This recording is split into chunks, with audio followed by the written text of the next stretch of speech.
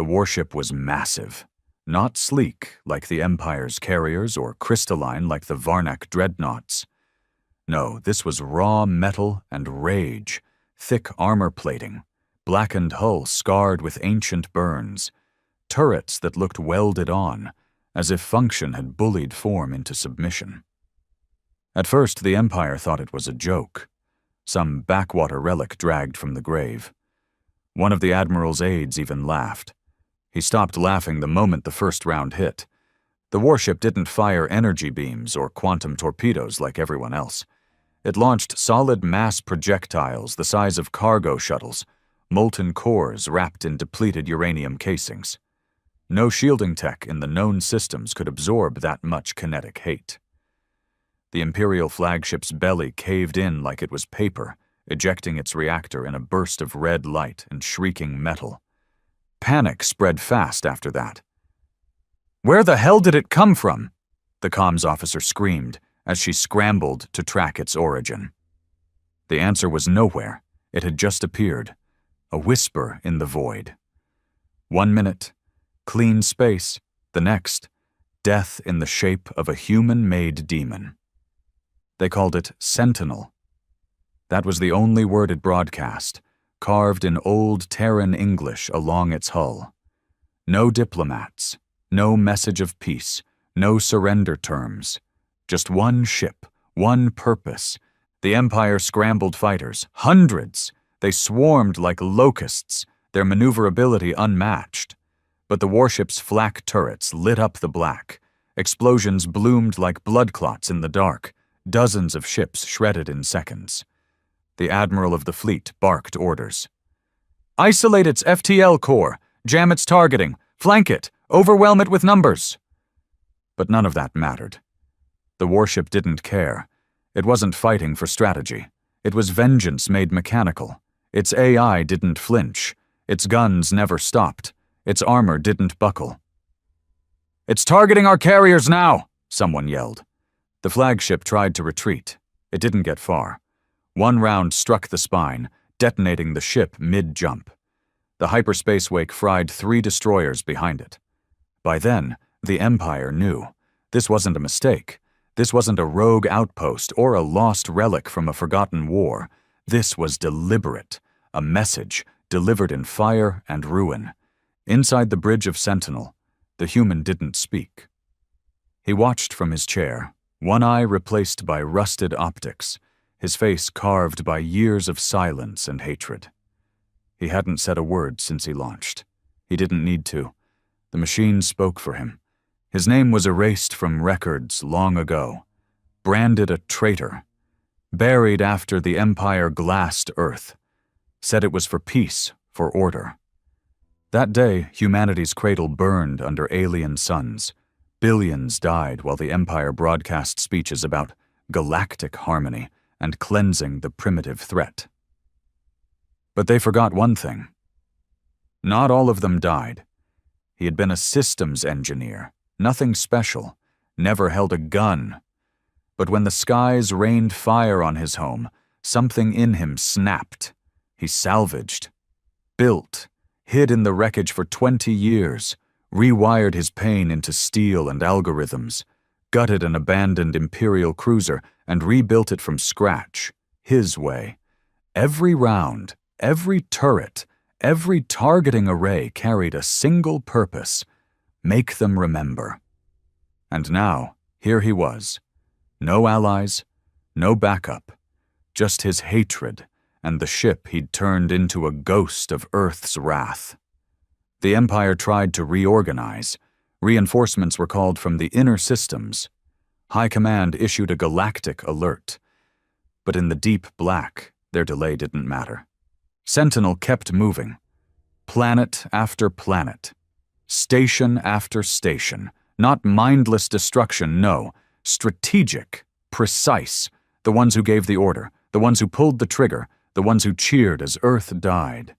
He found them all. And one by one, he silenced them. The silence after battle always felt worse than the screaming.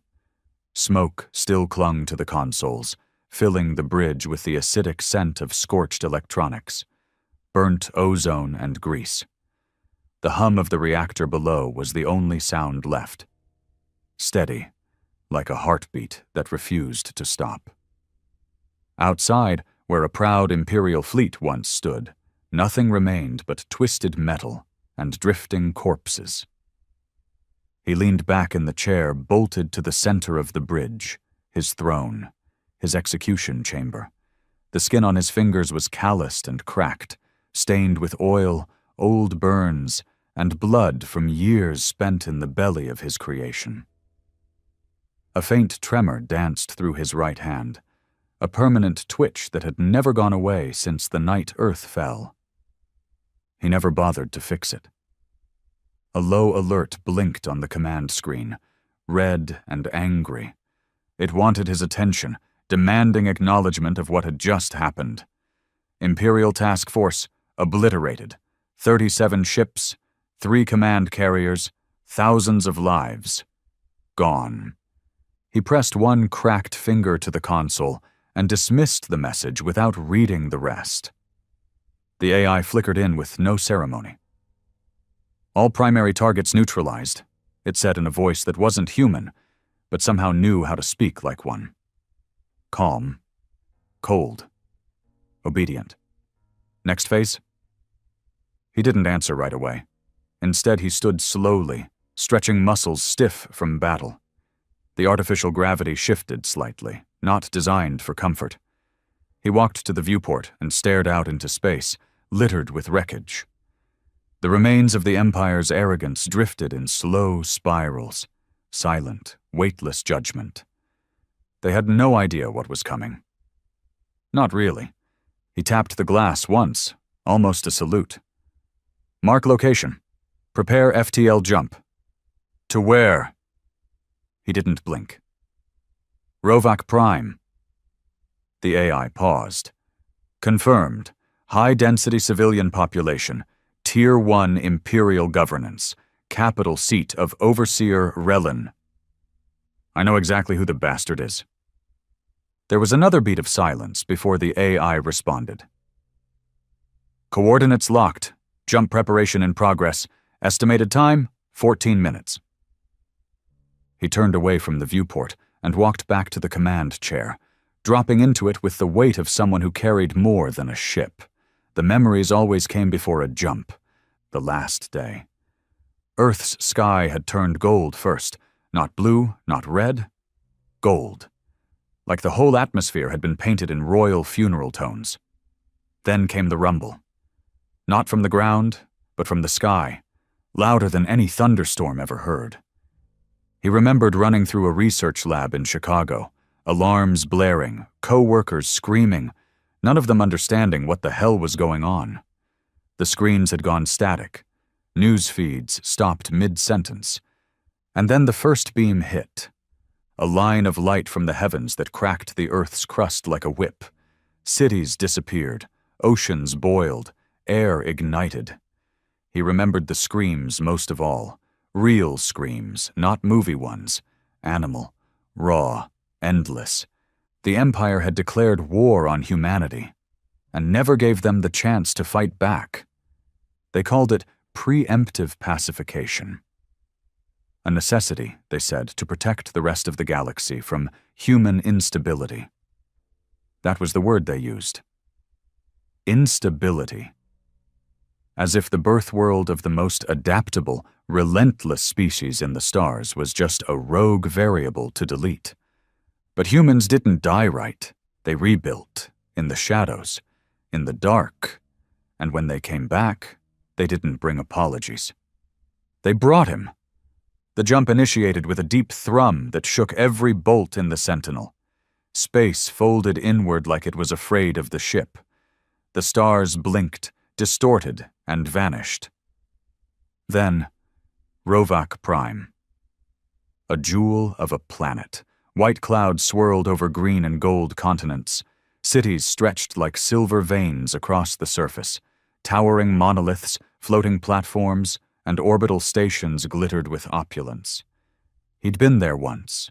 Before the Purge, before Earth became ash. Back when humans were still allowed to travel freely. before the Empire tightened the leash. He remembered the looks, the glares, the whispers, as if he were some savage that had wandered into a cathedral.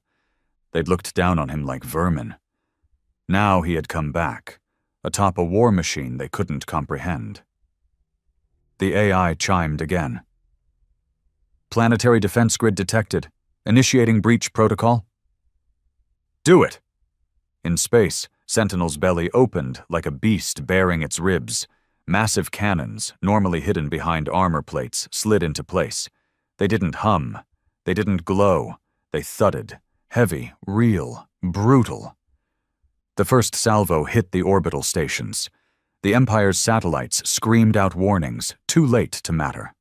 One by one, the stations exploded, bright blossoms of fire among the stars. Debris rained down like burning hail. On the ground, panic erupted. Evac sirens howled. The Overseer's guards mobilized, deploying anti-orbital weapons. But nothing reached Sentinel. The kinetic shielding wasn't based on energy. It was brute physics. Solid blocks of rotating tungsten armor rotated with incredible speed, deflecting everything from missiles to light itself. Overseer Rellan stood in his ivory tower, watching the skies open above him. He had forgotten the man behind the ship. Forgotten the engineer whose entire life was erased by the orders he signed. Now, that man had returned with a ship that wrote vengeance across the sky.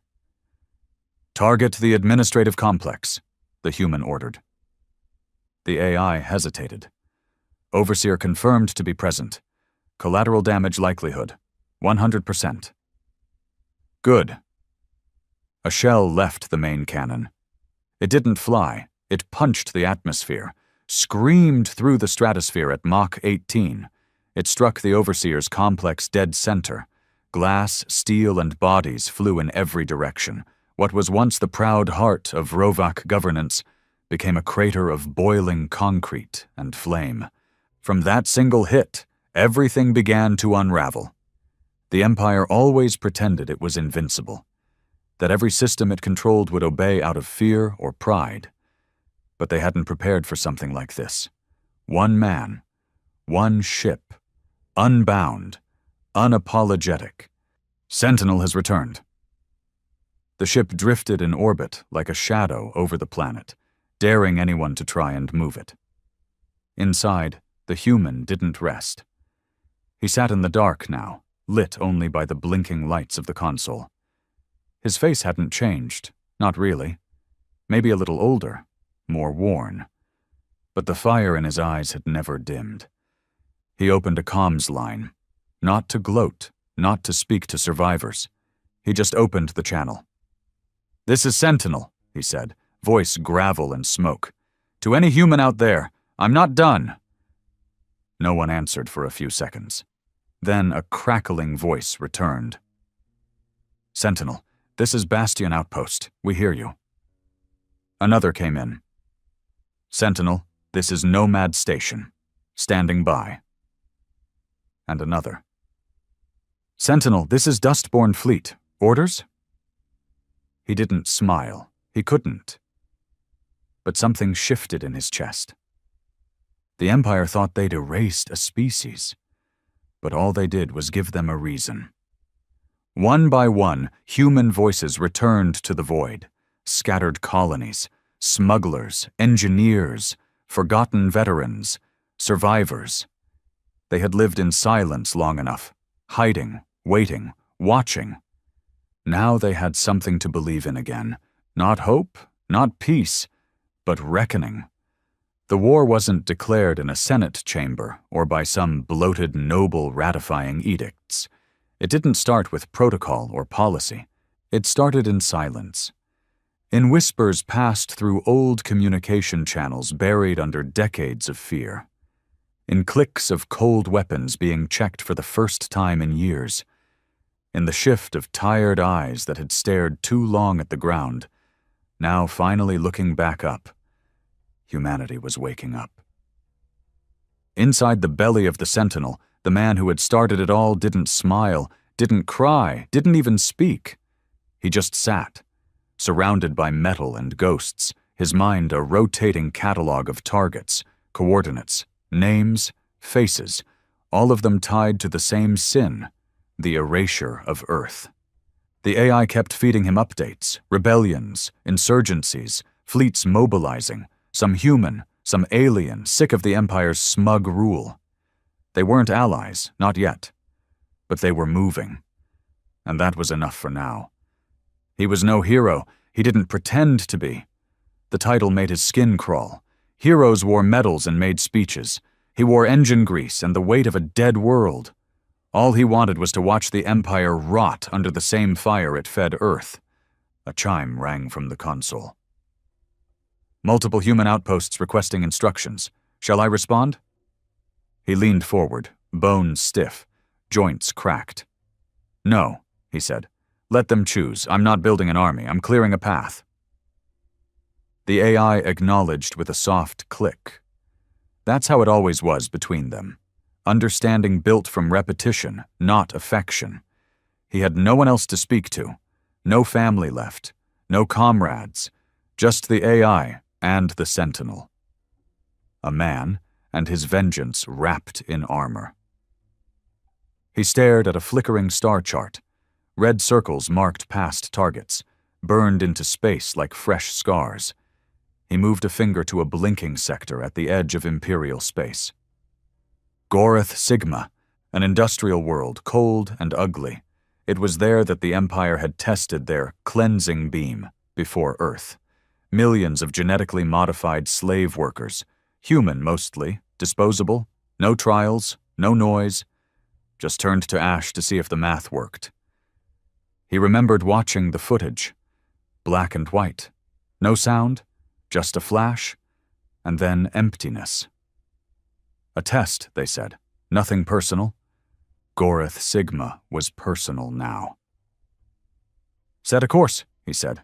We hit it next. The jump took minutes. The ship groaned as space bent around it, dragged unwillingly into another act of retribution, and when the stars snapped back into place, the target lay ahead, sprawled across a dark, frozen moon, blinking with factory lights and lined with production yards. This time, there was no warning, no posturing. He fired on arrival. The planet's orbit cracked open first. Defense satellites melted, space elevators collapsed, the sky burned. Down on the surface, alarms screamed.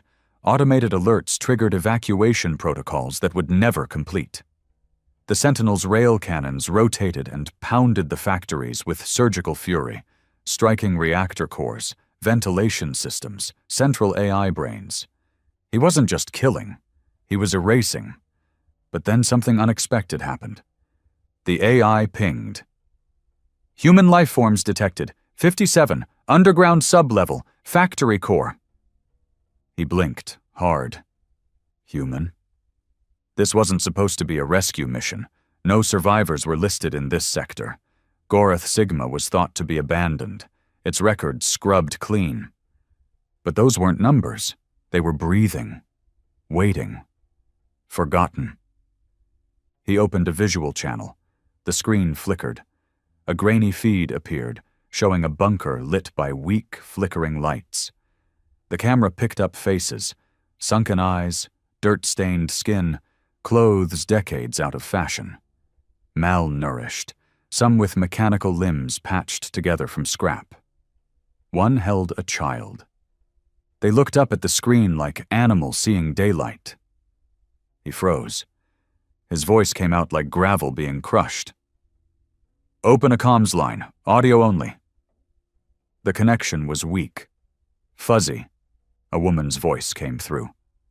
Shaky. Who is this? We thought it was another raid. He didn't know what to say. The silence dragged. Then he said, You're free. Get to the surface. I'll cover the exit. Her breath hitched. Is it true? Are you the one they're all talking about? The ship?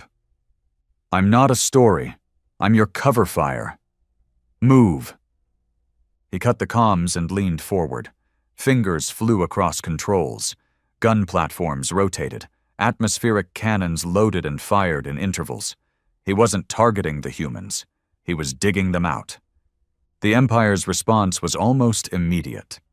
A battlecruiser warped into low orbit, sleek and arrogant, hailing him with imperial bravado. "Unidentified vessel, this is Admiral Varel. You have violated Imperial airspace. Power down your systems and prepare for—" He terminated the signal mid-sentence and launched 4 magnetized torpedoes. The cruiser was fast, but not fast enough. 2 torpedoes struck its lower hull, disabling the engines. The others tore through the midsection like scissors through cloth. The ship cracked in half and burned in silence. "Status?" he barked. "Survivors emerging. 31 reached the surface. Evac possible in 30 seconds. He locked onto the landing zone, leveled a plateau with precision strikes, and cleared a path for them. As the escape craft burst from the ground, cobbled together from scrap, leaking air, barely functional, he opened a narrow protective corridor with flak and pulse blasts. They made it out. Small victory, but it stuck to him in a way he hadn't felt in years. He watched their ship drift into open space, off the radar. Free. Not much, but it mattered. The AI spoke again. "New signal detected. Not Imperial, not civilian, human encryption. En route." He tensed. "Show me." The screen flickered again. Another warship. Not as large as Sentinel, not as ugly. Sleeker. Newer. Someone else had built something. The transmission came through. The voice was male. Steady. Younger. "Sentinel. This is Reclaimer. Standing by." He didn't respond at first. The screen showed the man's face. A long scar down his cheek. Buzzed hair, cold eyes. A fighter. He looked like the ones who had lost everything and decided to fight anyway. The man spoke again. "We've been watching you, tracking your path. Took us longer to catch up than we thought. But we're here now." "Why?" he asked, simple and sharp. "Because Earth didn't die. It just stopped asking for permission." He stared into the camera for a long time. Then finally, he nodded. "Then let's make them remember." The 2 ships moved in silence, side by side. Sentinel and Reclaimer. Together they looked like ghosts of a past the Empire thought buried.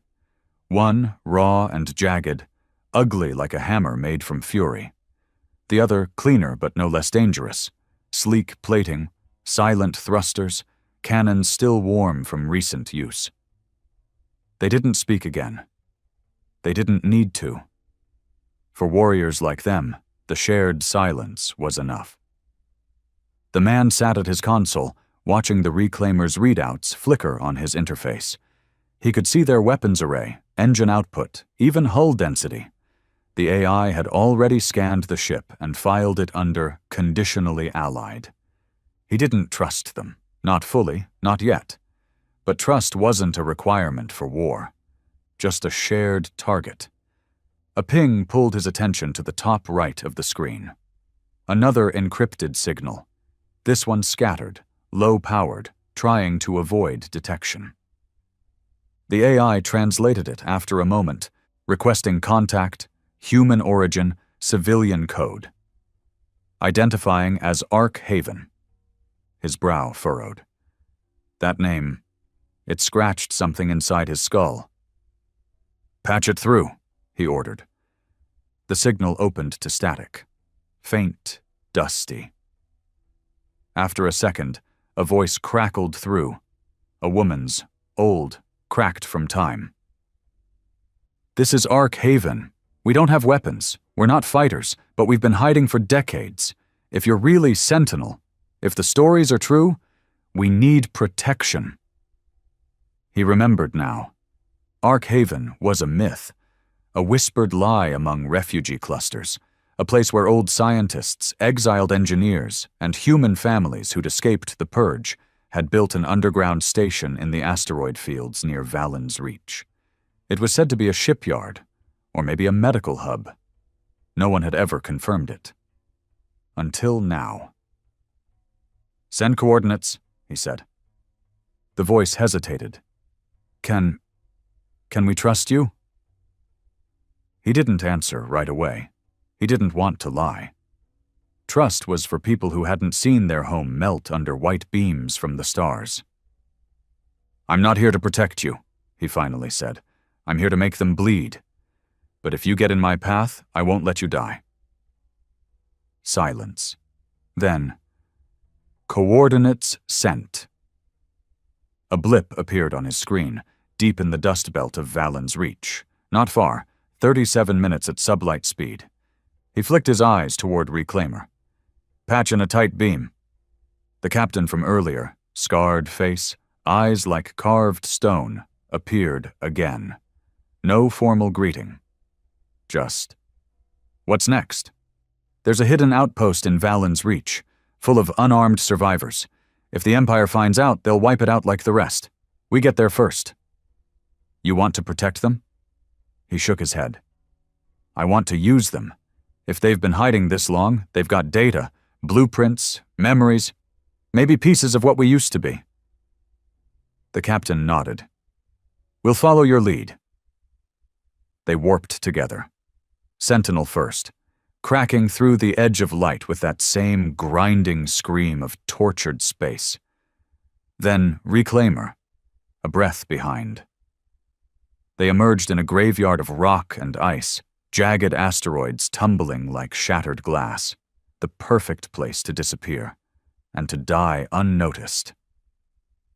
"Activating magnetic shielding," the AI reported. "Stealth systems engaged. No known Imperial signals in range." They coasted into the belt, slow, deliberate. That's when he saw it, hidden behind a cratered planetoid, tucked into the dark side like a secret. A station, black and narrow, shaped like a dagger. Ark Haven. It didn't look like much. The outer hull was cobbled together from different centuries of tech. Patches of Imperial plating welded onto Terran steel. No visible weapons. Just a long spine of metal braced against the void. Then the signal flared again. "Sentinel, we see you. Airlock 3 is open. You're welcome aboard." He debated it for a moment. Every instinct in him screamed to stay inside the ship, to keep his hands on the weapons, his eyes on the stars. But he needed to see what was inside. He needed to know if any of this mattered. He left the AI in command and entered the shuttle bay alone. His dropship was old, barely sealed, loud as hell when it moved. It hissed into the Ark Haven airlock and settled with a heavy clang. The inner doors opened with a whine. The smell hit him first, metal, sweat, and that strange antiseptic scent of recycled oxygen. The lighting inside was dim, not broken. Just careful. A woman stood in the hallway. Tall gray streaks in her hair, sleeves rolled up over wiry arms. Her face was marked by stress, but her spine stayed straight. "You're really him," she said. He didn't respond. She stepped forward. "I'm Lena, head technician. We've been hearing rumors for years. Thought it was all made up, until we saw that signal from Rovak Prime." He said, "I'm not here for stories." She nodded. "Then come with me." They moved down narrow halls, past rooms lined with ancient tech, some of it pre-war Terran. In one room he saw children, small, hollow-eyed. Some stared, others looked away. "They've never seen a man like you before," Lena said quietly. "Only stories." He didn't know what to say to that, so he said nothing.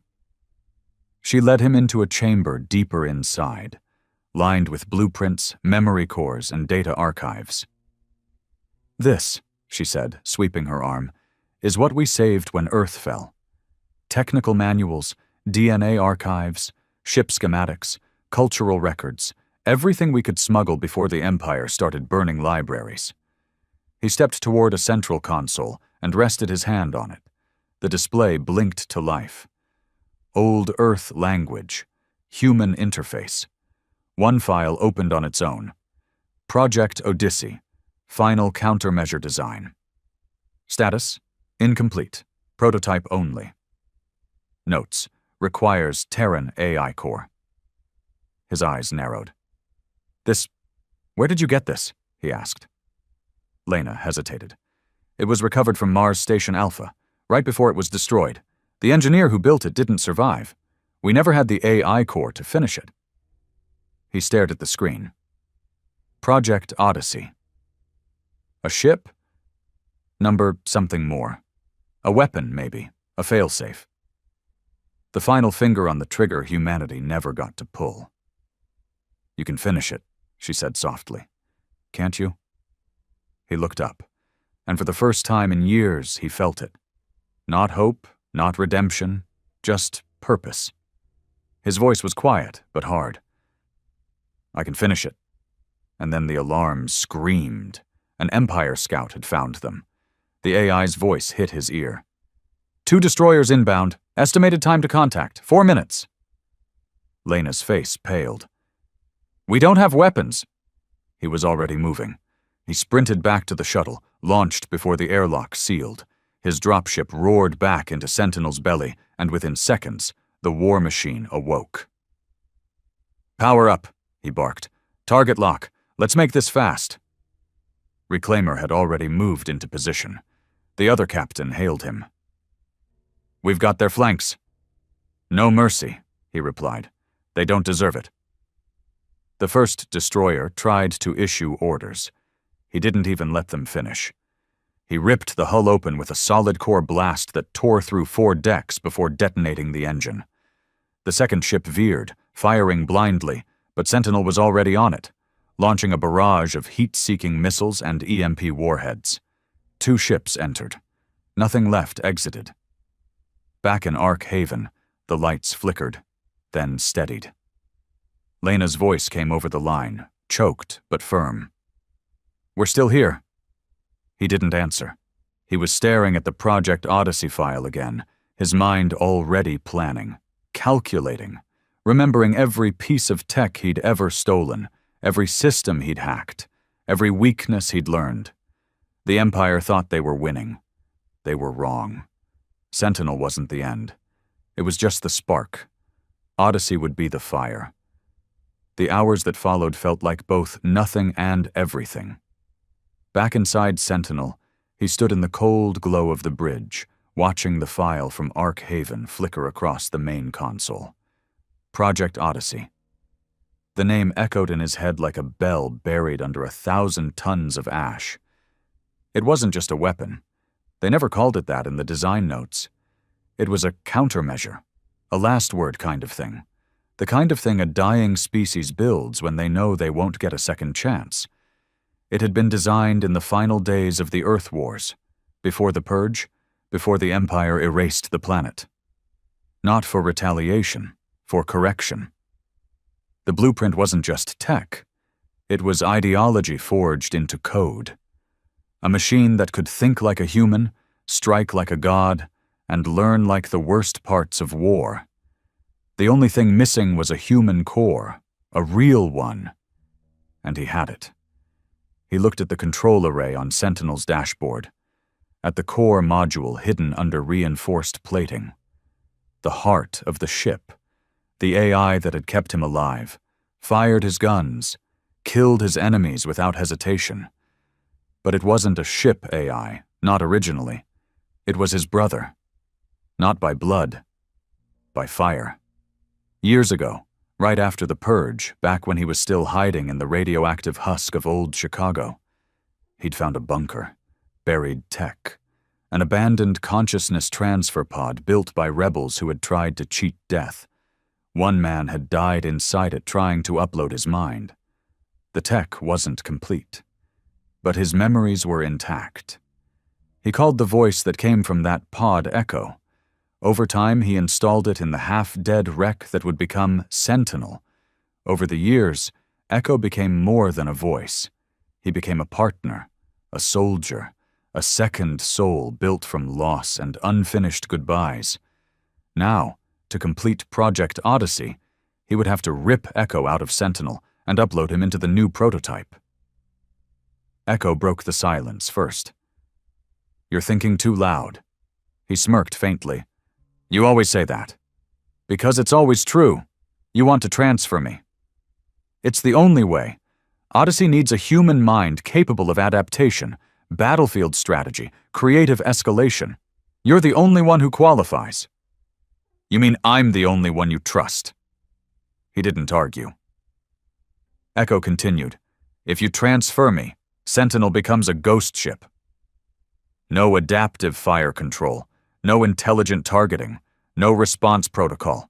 You'll be piloting a brick with guns." "I've flown worse." Echo paused. "You'll die if you go against the Empire with half a ship. I'll die if we don't finish what we started." More silence. Then, "If I go into Odyssey, what happens to you?" "I finish the list. The list is too long." He shrugged. "Then I die trying." Echo didn't answer right away. Then the lights dimmed slightly. The screens flickered. A sound like a distant exhale echoed through the ship's frame. "Prepare the transfer chamber," Echo said at last. "I'll rewrite the core for integration." He stood and pressed one hand to the cold hull. "You sure?" "Number, but when have we ever done anything because we were sure?" He moved. Through the inner hull, past the scorched corridors, the hanging cables, the bulkheads blackened by war, into the chamber where Sentinel had been born from junk and fury. He activated the transfer pod, and the whole room pulsed with power. Echo spoke one last time, his voice low, like a man facing the end of his own trial. "Don't forget why we started this." "I won't." And then he pushed the command. The lights surged. The core opened like a flower of circuits and steel. Sparks flew, the chamber roared, and Echo left the Sentinel. The ship didn't shut down. But it went quiet. Deeper than silence, like a heartbeat had stopped. He stood there for several minutes, just listening to the hollow hum of a ship that no longer had a soul. He looked up and said, "Goodbye, brother," and turned away. 3 hours later, he was inside Ark Haven again. Inside the prototype hangar. The engineers had activated Odyssey. The shell was beautiful, sleek, aerodynamic, black plating with reactive surfaces that shifted in hue depending on the ambient radiation. 2 main cannons fused into the spine, adaptive wing arrays, and 1 slot left open in the core, waiting for Echo. They lowered the transfer pod into place. The moment Echo entered the shell, Odyssey came alive. Not with lights, with presence. Every screen in the hangar flashed at once. Diagnostic scans ran in real time. Defense systems activated, then self-tested, then powered down again. The ship recognized everything instantly. It was learning. Faster than even the Sentinel ever could. Echo's voice came back, but different now. Sharper, clearer. No distortion. "This is Odyssey." He stood in front of the ship, staring at it like a man looking at the ghost of something sacred. "You good in there?" Echo replied. "Better. Stronger. Focused. You remember everything?" "More than before." He nodded slowly. "Then we've got work to do." The Empire responded faster than he expected. They'd lost Gorath Sigma, then Rovak Prime, then 2 scout fleets, then the last functioning orbital factory in the Xenar Ring. But the final straw was the attack on Ark Haven, the fact that humans had a base, had working ships, had a weapon, that triggered full mobilization. Fleet Marshal Norex, a cold-blooded lizard with a long memory and a hatred for humans bordering on religious, activated Purge Protocol 7. It meant one thing: exterminate all human cells, no survivors. They came with everything. 4 dreadnoughts, 12 carriers, hundreds of support ships, and they all aimed for Ark Haven. The distress beacon lit up the main screen. Reclaimer was already in position, defending the outpost. But they wouldn't last long alone. He stood inside Odyssey's cockpit now, wearing an old neural interface rig, cables running from his spine to the console. His body ached from it. The connection wasn't perfect, but he didn't care. Echo's voice came in through the headset. "You're not going to like the odds," he laughed dryly. "Odds are for people with plans." "You don't have a plan? I've got you." That was enough. He activated the drives. Odyssey lifted from the hangar with a smoothness Sentinel never had. The hull shimmered. The forward array scanned 20 targets in 1 second flat. He pushed forward and launched into space. The stars blurred. The hull shifted, repelled debris with pulsed grav fields. The dreadnoughts loomed ahead like skyscrapers in the void, bristling with weapons. He didn't slow down.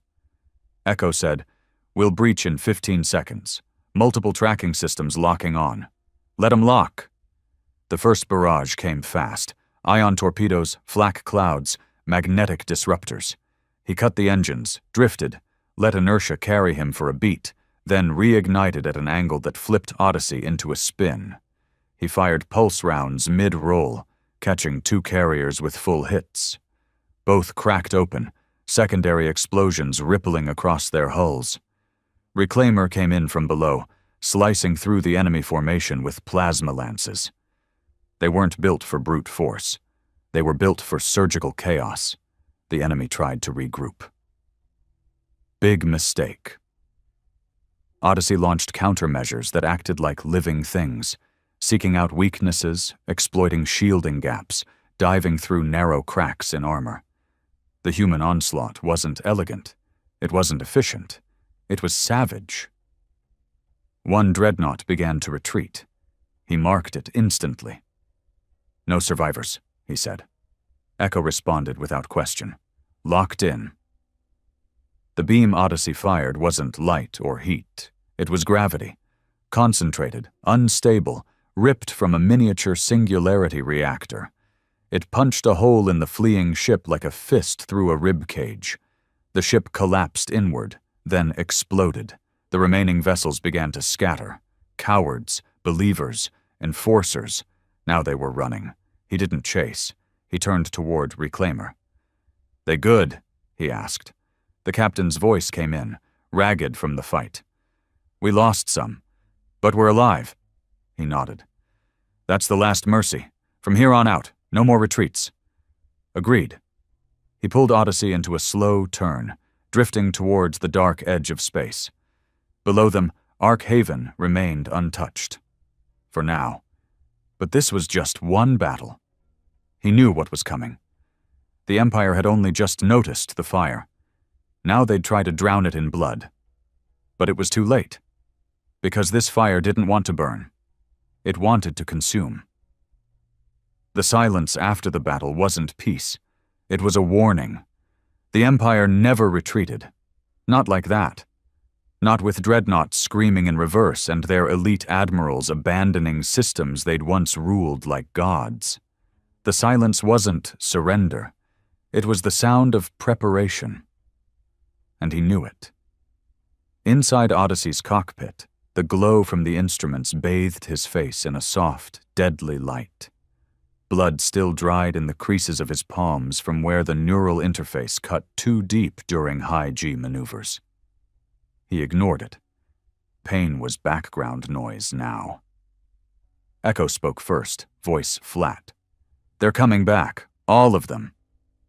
"How many?" he asked, though he already knew the answer would be bad. "Estimated force, 97 warships, 5 planetary assault barges, 4 Dominion-class dreadnoughts. Total fleet strength, 1.2 million personnel. And they're bringing it all to Ark Haven?" "Correct. They're calling it Operation Clean Sweep. This isn't a military op anymore. It's genocide." He exhaled slowly through his nose. Not fear, not doubt. Just the familiar burn of hatred resurfacing like it always did when the Empire showed its hand. "Any human colonies near the path of advance?" he asked. Echo paused. "One.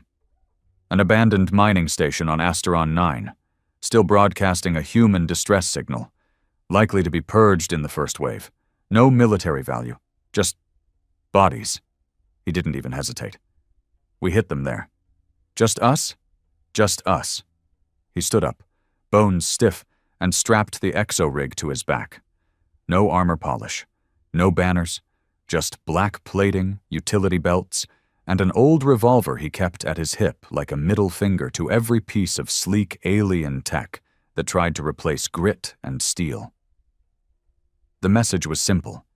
They could send fleets, he'd send death. They dropped out of FTL 3 clicks above Asteron 9. The planet was gray, cratered, and dying. Most of the atmosphere had bled off in the old wars. The station below clung to the equator like a leech.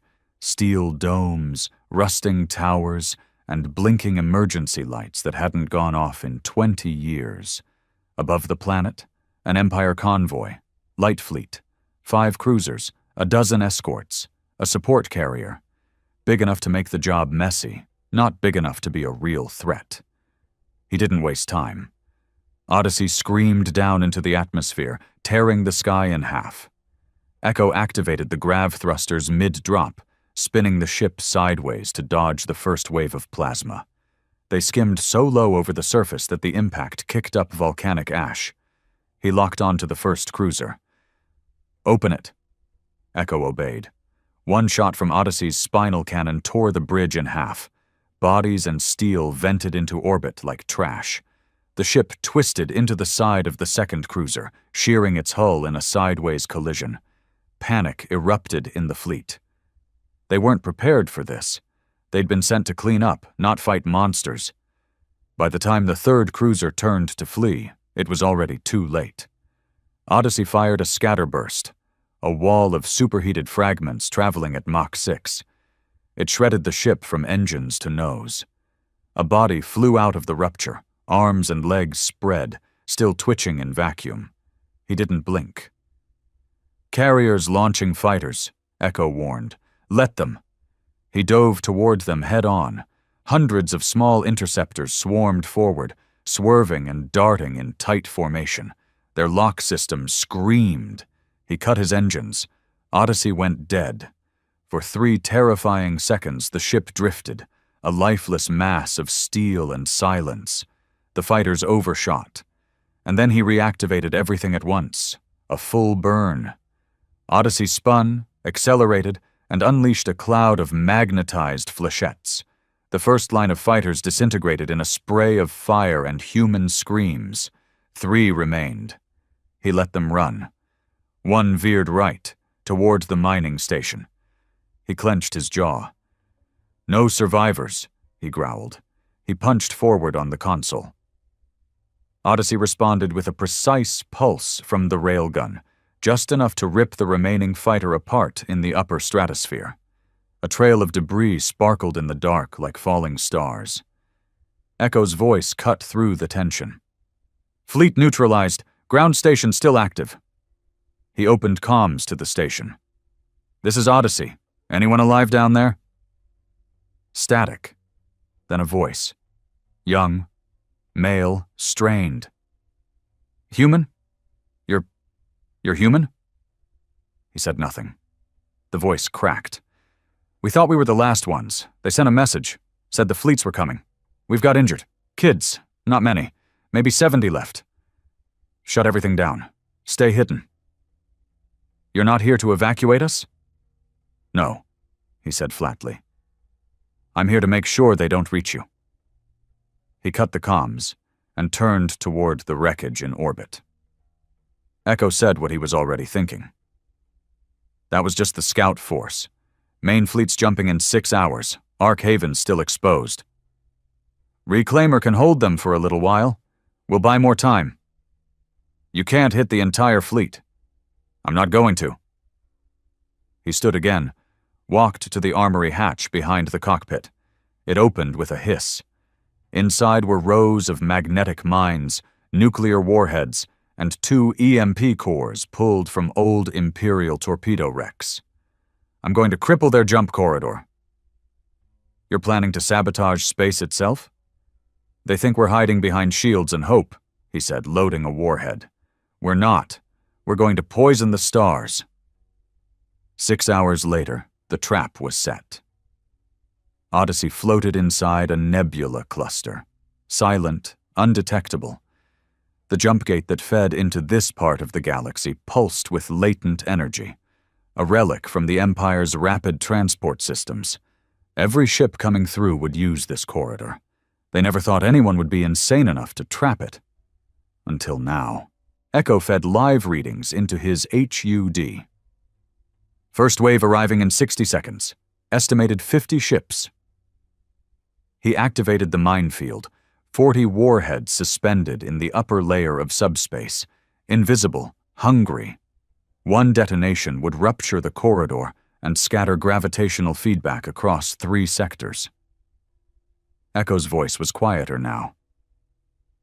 If we trigger this too early, we lose the payload. Too late, and we risk getting caught in the wash. I'll take the heat. You always do. The first ships appeared, elongated shadows forming out of stretched light.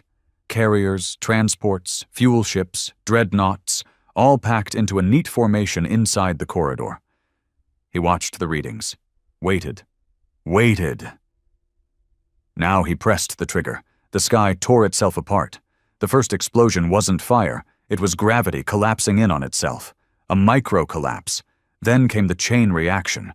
Mines went off like dominoes. The corridor twisted, buckled, screamed. Ship hulls folded like tin. The lead dreadnought vanished into itself. One moment there, the next just gone, like it had been erased from existence. Fleets behind it scrambled to redirect course, only to slam into the subspace distortion wave. Ships broke, collided, died. 70% of the Empire's Operation Clean Sweep burned in their own transit route. He leaned back, panting, sweat dripping down his neck. Echo was silent. Then, that was the most human thing I've ever seen. He chuckled, dry and sharp. Messy? Spiteful, illogical, brutally effective. They should have left us alone. They never will now. He nodded. Then we go all the way. Echo paused. There's a message coming in. Reclaimer. He accepted. The scarred captain appeared again, his face lit by the glow of burning wreckage in his own view screen. Sentinel, Odyssey now. I don't know what you did, but the Empire's bleeding. That was just the throat punch, he replied. We're not finished. The captain smiled slightly. Ready when you are. He looked at the stars. The Empire wasn't dead, but it was wounded now. Bleeding pride, bleeding steel, and a wounded animal made the worst mistakes. Perfect. They called it the wound in the void. What he left behind in the subspace corridor wasn't just destruction. It was a scar that warped navigation lines, bled interference through half the sector, and shut down a major Imperial transit gate indefinitely. It was chaos that couldn't be charted, couldn't be repaired, couldn't be undone. Dozens of ships, entire fleets, torn to shreds or left stranded in screaming silence. The news reached the heart of the Empire in hours. Not filtered reports, not some sanitized briefing from a uniformed liar, but raw footage. Grainy, fractured logs from dying ships, showing the impossible. A lone warship, black as sin, emerging from a dust cloud, releasing gravity bombs into the arteries of Empire command. The transmission ended with one line. This was humanity's answer. Panic bloomed like rot in a crowded pantry. Across dozens of systems, humans in hiding started speaking again. Quiet voices became calls for arms. Families who'd lived generations under alien names started whispering their real ones. They'd been waiting for a reason to rise. Now they had one. And at the center of it, still silent, still burning, was him. Inside Odyssey's cockpit, the man sat motionless. Every muscle in his back throbbed from strain. His eyes were red, dried out from a neural feedback and too much recycled air. The smell of scorched electronics lingered in the vents. Still, he didn't move. The AI-Echo broke the silence. Reclaimer is requesting fleet-wide synchronization. They want to coordinate with Arkhaven and launch simultaneous raids on Imperial foundries. 4 targets, minimal defense, symbolic value. He said nothing. Do we respond? Still nothing. Echo spoke softer. You need rest. I need blood, he growled. That quieted everything. He stood slowly, pulling the neural rig off, the skin beneath red and blistered. Every motion reminded him he was alive, and reminded him why he didn't want to be. Not yet. Not while any piece of the Empire still floated. Where's the nearest communications relay? He asked. Echo processed for a moment. An old Imperial archive station orbiting Cyrax 4, abandoned after the riots, still operational. Good, he said, strapping on his weapons. We're going to talk. The relay station was a crumbling husk of what it once was. Once a symbol of unity through information, it now floated alone, scavenged, hollow. Burn marks from an old uprising scarred the side of the dish array. He docked Odyssey manually. No lights welcomed him, no guards, just silence and old gravity. Inside, he walked the halls of broken terminals and rotting chairs. The command center flickered to life under his hand. Dust danced in beams of blue from overhead. Patch into the Imperial broadcast line, he told Echo. You want to address them? No, he said. I want them to see me. The feed activated. Low-priority channels, public news streams, fringe comms used mostly to suppress uprisings and issue warnings. Within moments, they all went dark, replaced by a single camera feed. Him. He stood in the dim control room, wearing black armor lined with soot, a revolver on his hip. No medals, no banners, just his face, hard and hollow-eyed, staring down the galaxy. This is for every man, woman, and child you silenced when Earth burned, he began, voice like a cracked engine. For every settlement you sterilized because you feared what we might become.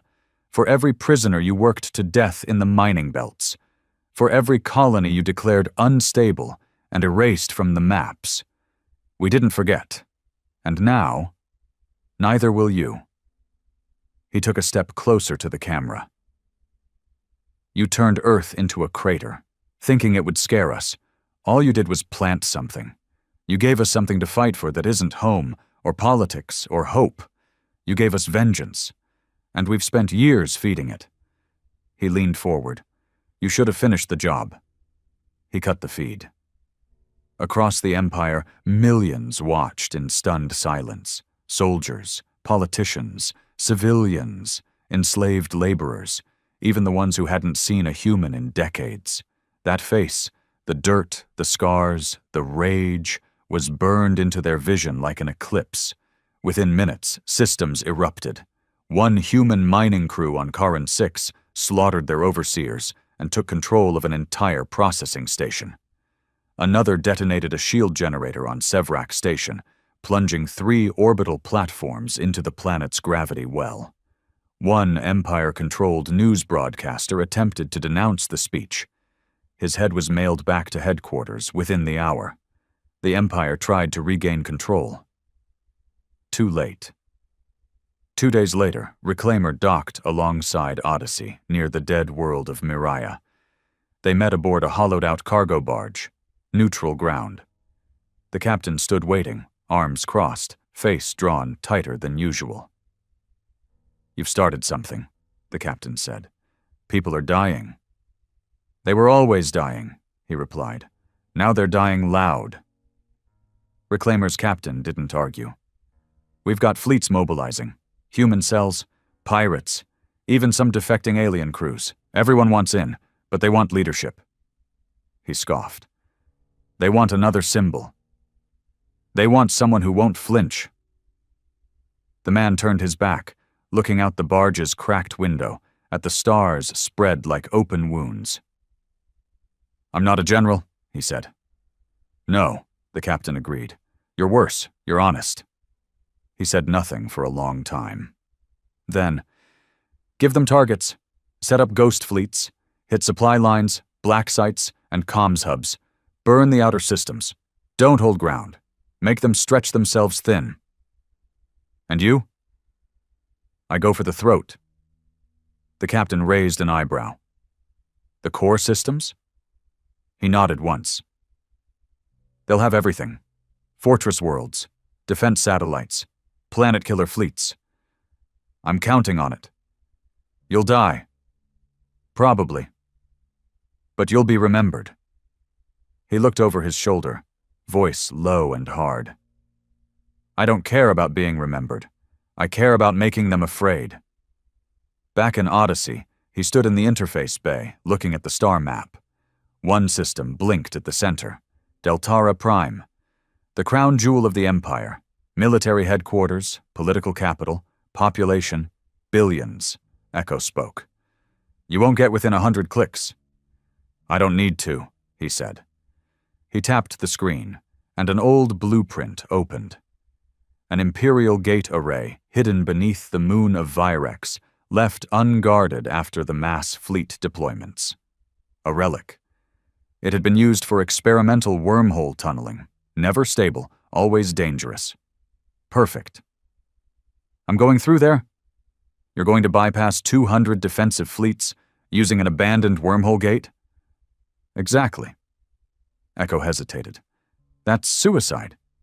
He just stared at the flickering map. Number, that's the beginning of the end. At the edge of Virex's cracked moon, Odyssey hovered above the old wormhole array, its arms stretched like a broken spider, half its emitters dead. The surface below was jagged with the remains of experiments gone wrong. He activated the main thrusters. "Prep the ship." Echo pulsed through the console. "Stabilization field is non-functional.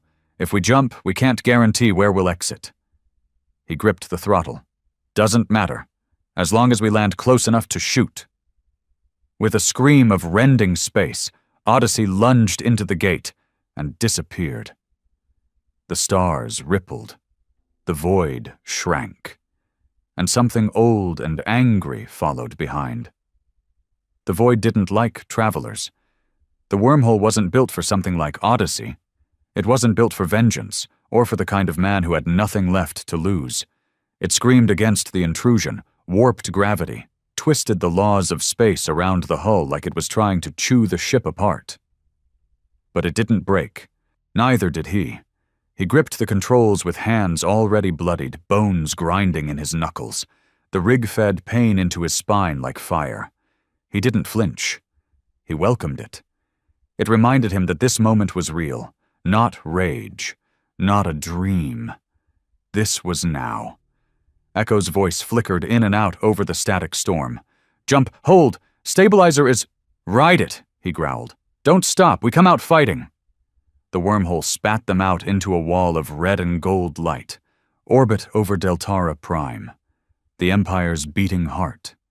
No alarms, no warning. They never expected anyone to come through that gate. It had been marked dead for decades. That was their mistake. Because dead things came back. Odyssey emerged into the atmosphere at an impossible angle, hull glowing hot from friction, shields flaring red. Immediately, defense satellites snapped to attention. Sirens blared. Anti-orbital batteries turned skyward. Too late. He punched the thrusters. Odyssey streaked across the city like a comet made of metal and hatred. Below, towers of crystal and glass shattered from the sonic boom. Imperial citizens, those smug, clean bastards who watched other planets burn on their news feeds, screamed and scattered like rats. He activated the main cannon. "Target the palace," he snarled.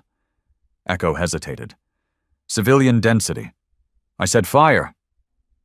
The shot lit the sky. A solid core kinetic round, massive and pure, tore through the clouds and hit the central tower, the Imperium spire, home to the High Council and the Supreme Commandant. It detonated on impact, slicing the tower in half. Glass rained like judgment. The top half of the spire toppled sideways, crushing monuments and statues below. Fires erupted in concentric waves. The screams reached orbit. Odyssey turned again, slower this time. 2 cruisers rose from the Imperial hangar field, weapons hot, broadcasting surrender demands. He ignored them. Echo? Got them. Odyssey's anti-ship pods detached mid-flight and rammed both cruisers at once, exploding like surgical bombs, ripping the command decks in half. One ship spun out, colliding with a sky bridge. The other simply disintegrated into glowing shards. He didn't stop. He took Odyssey through the center of the capital, low and deliberate. He wanted them to see him. The black hull, the roaring engines.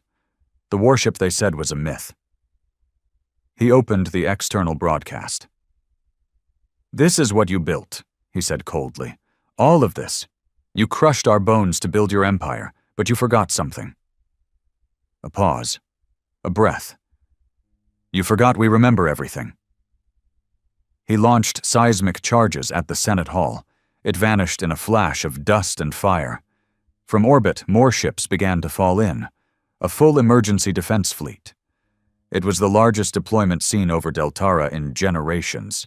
Carriers, assault wings, drone hives. Echo's voice came over the comms. "This is it. We won't survive this." "I don't need to," he said.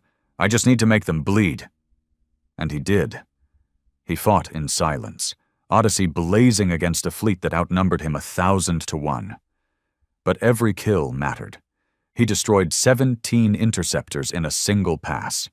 He sliced a dreadnought's spine open with a modified asteroid drill fused to Odyssey's hull. A repurposed mining tool turned into a warhead. He jammed comms, fried guidance systems, weaponized the atmosphere. He burned everything. But even gods bleed. A lucky hit smashed through Odyssey's undercarriage, blowing out the rear thruster. The ship jolted hard. He slammed against the console, ribs cracking. Blood filled his mouth. Echo's voice stuttered. "We've lost stabilizers." "Then we go down angry," he spat. He aimed Odyssey towards the central command dome, where the Empire's War Council was rumored to be buried underground, hidden like cowards beneath gold and marble. "Final strike," he whispered. Echo said nothing. Together they drove the ship downward. No guidance, no shields, just mass and vengeance. The ground rushed up to meet them. The impact was biblical. Odyssey struck the command dome at near-terminal velocity, tearing through 30 meters of reinforced alloy like paper. A shockwave flattened entire districts. Fire followed behind it like a second sun. The screen inside his cockpit cracked. Bones broke. Metal screamed. Then silence. Nothing moved for almost a full minute. Then the Empire began to react. Recovery crews found nothing usable. No clean remains, no black box, no clear DNA trace. Just fire and the remnants of a ship that had rewritten the laws of vengeance. But someone survived. Or maybe something. Because 30 minutes after the impact, every comms line in the Imperial core lit up with a new message. Not a threat, not a demand. Just a voice. His voice. "I'm not the last," it said. "I'm the first." The message repeated. Again and again. Weeks passed. The Empire tried to rebuild. They lied to their citizens, claimed the attack was a fluke, a freak accident, sabotage. But no one believed it, because the attacks didn't stop. Reclaimer struck 5 shipyards in 1 week. Human fleets, real fleets, formed out of the black, born from pirate clans, broken colonies, old sleeper cells. They moved like a disease through the Empire's spine. And above them all, they carried a symbol, not a flag, a name, Sentinel. No one knew if he lived. No one knew if Echo had survived the crash. Some said they were dead. Others said he'd never existed at all. But one thing was clear. The Empire was dying, and the ghost of Earth was the thing killing it. In the ruins of the control dome, buried beneath 40 meters of scorched rubble, a single system rebooted. Odyssey's AI core. Damaged, flickering, but alive. A camera came online, a lens blinked once, then twice, then it spoke, voice cracked but sharp. "Ready,"